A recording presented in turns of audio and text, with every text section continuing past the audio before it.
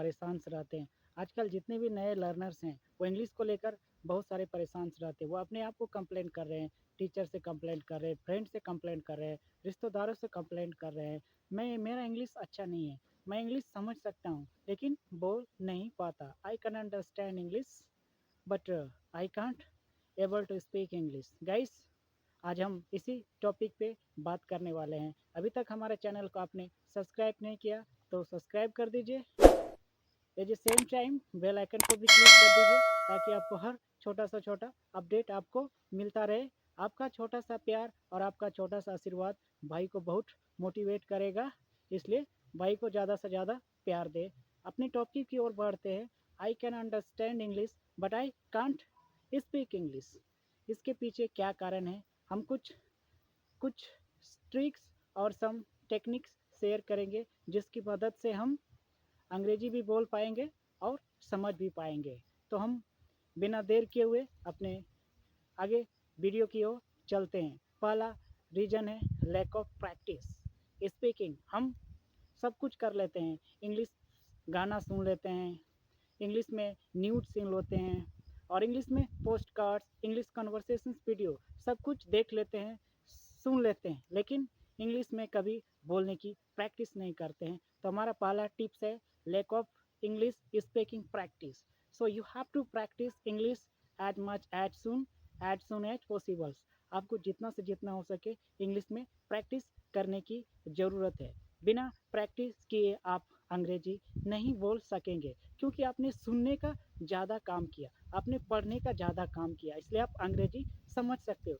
जब बोलने की बारी आती है तो उस समय हम क्या हो जाते हैं, हमारा माइंड क्या हो जाता है, गोज ब्लैंक हो जाता है, क्योंकि हम बिना प्रैक्टिस किए बोलते हैं किसी भी सेंटेंस को। तो उस समय हमारा क्या होता है, काम करना बंद हो जाता है और हम कंप्लेंट करते हैं हम अंग्रेजी समझ सकते हैं लेकिन बोल नहीं पाते हैं। इसलिए आपको लैक ऑफ जो स्पीकिंग प्रैक्टिस है उसको इम्प्रूव करने की ज़रूरत है।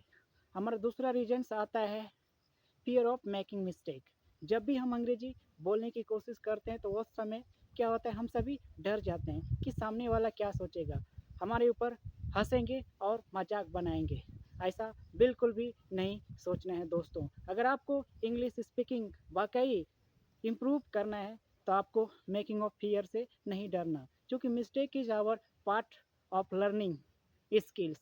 जब आप छोटी छोटी गलतियां करेंगे इंग्लिश सीखने के टाइम में तो उससे हमें डरने की ज़रूरत नहीं है, क्योंकि गलतियां ही हमें बाद में सुधार करेगी। इसलिए you have to practice speaking front of any peoples without making of fears. जो भी गलतियां करें बाद में आप इम्प्रूवमेंट करें, क्योंकि हमारा इंग्लिश हमारा सेकेंड लैंग्वेज है, यह ग्लोबल लैंग्वेज है। क्योंकि इनिशियल टाइम सभी से गलतियां होती है अपने इंग्लिश को लेकर, इसलिए ज़्यादा सोचने की ज़रूरत नहीं है, आपको इंग्लिश में बातें करने की स्टार्ट करना है।